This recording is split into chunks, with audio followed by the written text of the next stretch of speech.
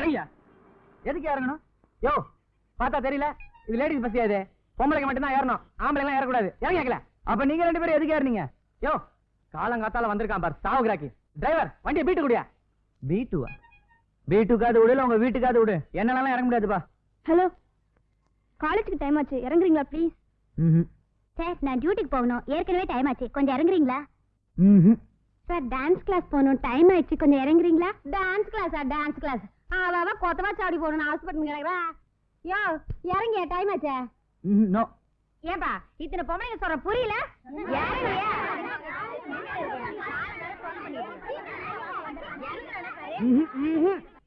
இவங்கிட்ட என்னங்க பேச்சு?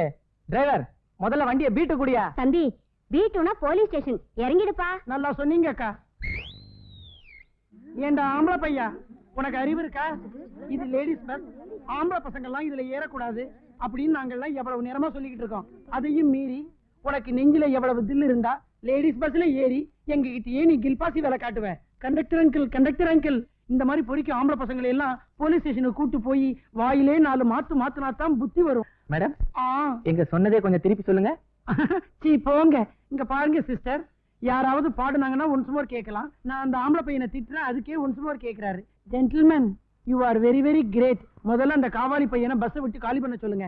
அப்பதான் எங்களை மாதிரி லேடிஸுங்களுக்கு எல்லாம் பாதுகா.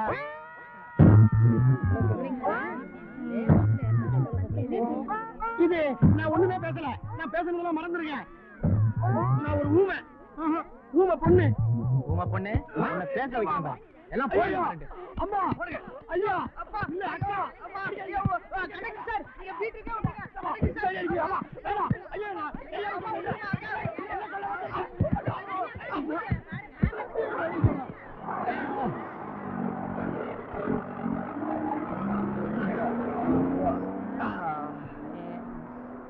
யோ, நான் தான் ஊருக்கு புதுசு, விவரம் தெரியாம ஏறிட்டேன். உனக்கே அந்த தொழில, என் தொழிலாலதான் இந்த விவகாரமே வந்துச்சு.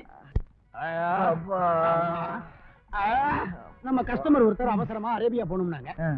சரி, பின்னாடி கை மாத்தா பேரிச்சம்பளம் வாங்கிக்கலாமே அப்படின்னு நினைச்சு தச்ச துணியை நானே வீட்டுக்கு எடுத்துட்டு போனேன். காஜா எடுக்கும்போது ஊசி உடைஞ்ச மாதிரி எதிர்த்தாப்புல நான் கடன் வாங்கியிருந்த ஈட்டிக்காரன் வந்துட்டான்.